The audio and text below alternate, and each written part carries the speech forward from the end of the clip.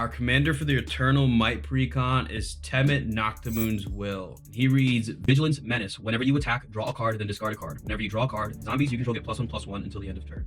As we play today, we're going to be drawing cards that are completely random, so I'm going to cut this deck so that you all know that it is random.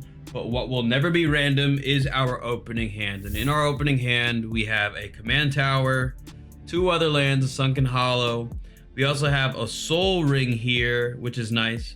We also have the Fleshbag Marauder, Lost Monarch of Ifnir, and a Corpse Augur, which we're going to use at some point in the future to set up some pretty powerful plays. We're going to draw for turn, drawing into a Desert of the Glorified, which is going to enter our hand. But how about we get down this Command Tower, and then we'll go ahead and tap the Command Tower to play the Almighty Soul Ring, and then pass the turn. We are then going to draw into a Liliana's Death's Majesty. Okay, whatever, that's just gonna enter our hand.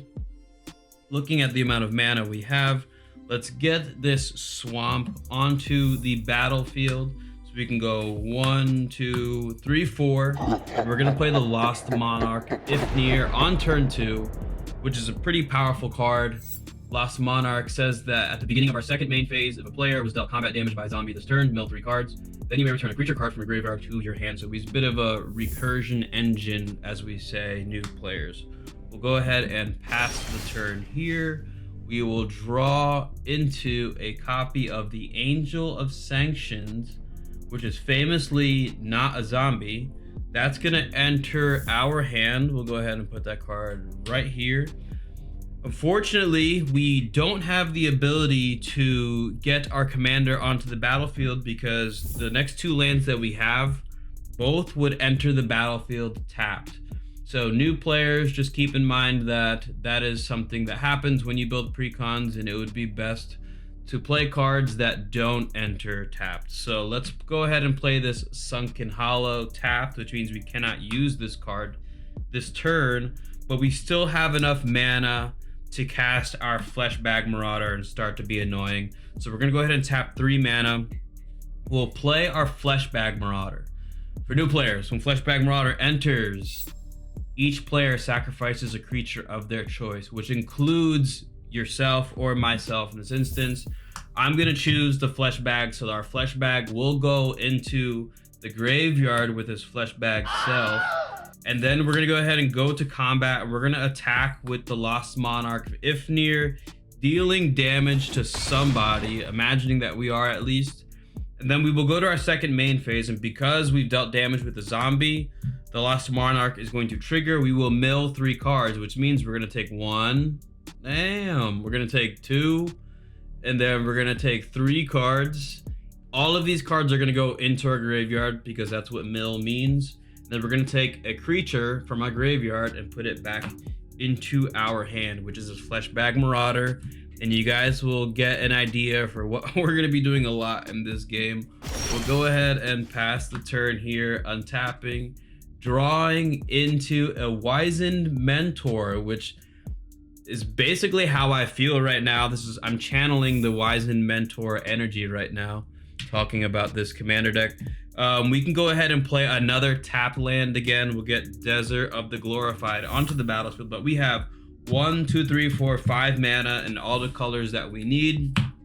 So we'll go ahead and play Temmet, our commander, and then we will immediately go to combat and then attack with the Lost Monarch again, which we'll say will deal damage to somebody. And then because we attacked, we have to draw a card. So we're drawing into On Wings of Gold, which gives our zombies and our zombie tokens flying, which is actually amazing. So we're gonna go ahead and put that into our hand. And how about we put Liliana in the graveyard, because I don't like this card and I would probably take this card out of the deck. So instead of taking out a deck, I'm just gonna put it into the graveyard. And then noticing that we've drawn a card here, right after the fact, after we've played Temmet. So this creature is going to get buffed by 1. So we're going to deal 5 damage to somebody after the drawn card thing resolved. And then we're going to go to our second main phase. Remembering we have to mill 3. Keep in mind, players, I'm doing my best here. This is why you're supposed to play test your commander decks, so that you can remember all the triggers and all the things that your deck does. It definitely helps out a lot. So we have 3 cards here that are going to be going into our graveyard. Technically, we could grab this Lord of the Accursed and put it into our hand, and I think that's exactly what we're going to do. Gives our creatures +1/+1 and menace if we spend the mana for it. We'll go ahead and pass the turn here. We will untap and draw into a Bantu's Monument, which looks very similar to the land that it's like the same thing that we just played last turn. This is going to go into our hand. This will reduce the cost of the zombies that we play and help us deal damage as we cast creatures. But looking at our hand, we can... How about we reduce the cost of our creatures first? So we'll go ahead and pay 3 mana. We will cast this Bantu's Monument. So just so you guys know, whenever we cast a creature spell, each opponent is going to lose 1 life and we're going to gain 1 life. And you'd be surprised at how powerful those abilities actually are. So black creatures we control now cost 1 less to cast. So that means we can tap 1, 2 here. And we're going to play the Fleshbag Marauder, which is going to force our opponents to sacrifice a creature as we are as well. So we're going to go ahead and sacrifice our Fleshbag again.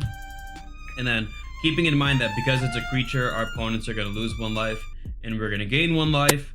And then we're going to go to combat. How about we attack with just Temmet? Temmet is vigilant and he has menace. So our opponents need 2 creatures to block Temmet. And Temmet has the ability to remain with the ability to block because he is vigilant. So we're going to first draw a card because we are attacking. It's an Orzhov Basilica. We have not played a land this turn, so let's let this go to our hand. We're going to put the Angel of Sanctions into the graveyard because he's not a zombie. And then we will go to our second main phase.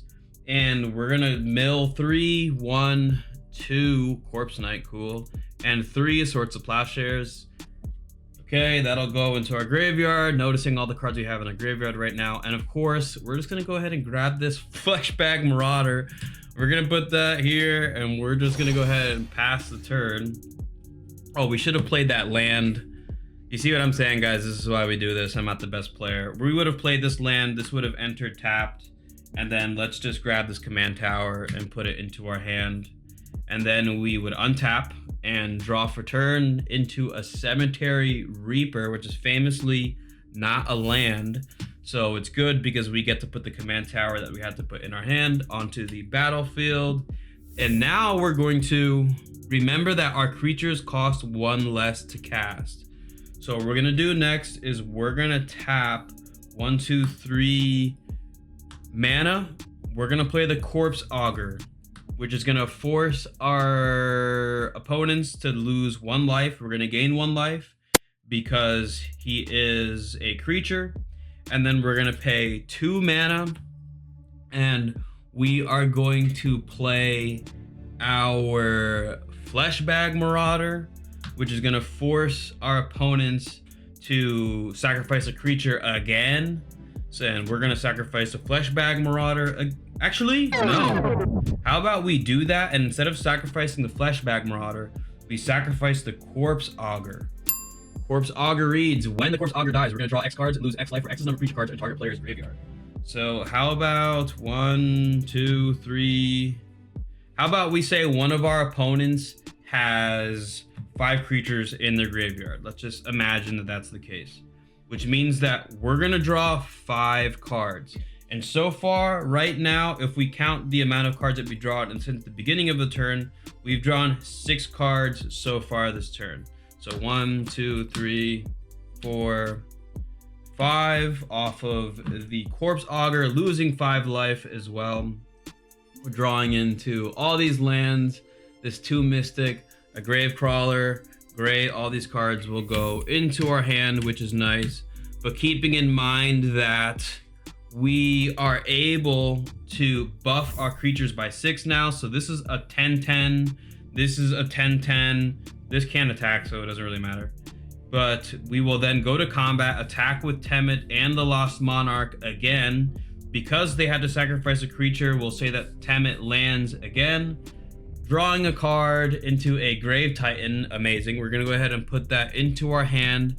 How about we put the Grave Crawler that we have in our graveyard, or in our hand, into the graveyard, because famously we can cast Gravecrawler from our graveyard. And if you guys are interested in upgrading this commander deck, I would definitely go on the channel, click on the link, and find the upgrade video for this commander deck, because it really revolves around this card. It's a very powerful card, actually. I'm kind of surprised that they put this card inside this Precon.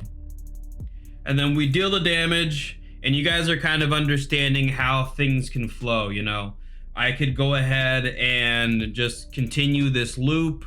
I could bring a creature, start attacking again, and kind of have the same theme going over and over and over again, where I'm drawing, dealing damage, dealing, you know, doing what we're doing here. And that's the way this Precon works. So if you enjoyed this video, remember to like this video. Know that there are a ton of videos just like this on the channel, so click on the channel, find the Precon that you want to watch the playtest for. If you're looking to shop for different Precons, there are a ton of resources and information on this channel so that you can make an informed purchase, especially because some of the Precons, like the Modern Horizons Precons, Commander Masters Precons, tend to be a bit expensive. So you're going to want to do a little bit of research before you purchase those commander decks, okay?